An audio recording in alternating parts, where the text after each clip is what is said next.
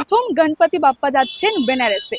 শিলিগুড়ি থেকে শুরু হচ্ছে এক পবিত্র যাত্রা। শিলিগুড়ির রয়্যাল মোড় গণেশ পুজো কমিটি, যারা 7 বছর ধরে ভক্তি আর ভালোবাসার সাথে পালন করে আসছে গণেশ চতুর্থী, এবছর 7তম বর্ষে তাদের বিশেষ নিবেদন বাপ্পা এবার বেনারসে। রয়্যাল মোড় গণেশ পুজো কমিটির এবার 7তম গণেশ পুজো।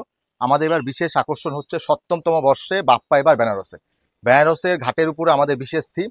আমি সকল শিলিগুড়িবাসীর কাছে অনুরোধ করব, প্রত্যেকবারই আমরা শিলিগুড়িবাসীর মন কাটতে পেরেছি, এবারে কাটবো আশা রাখি। করে কুচবিহার থেকে শুরু করে জলপাইগুড়ি প্রচুর পরিমাণে দর্শক আমাদের এই পুজো মণ্ডপে এসেছে। আমরা সেখান থেকে মনে করি আমরা আমাদের পুজোটাকে যথেষ্ট সার্থক বলে আমরা মনে করি।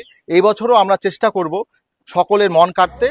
তাই আমি সকল আমাদের বঙ্গবাসীকে বলতে পারি, সকলকে আগমন আগের থেকে আমরা অগ্রিম আমরা আসার জন্য অনুরোধ। কেবল একটি পুজো নয়, এটা একটা যাত্রা, একটা আবেগ।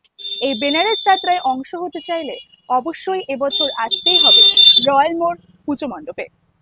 मंगल मूर्ति गणपति बाप्पा मंगल मूर्ति गणपति बाप्पा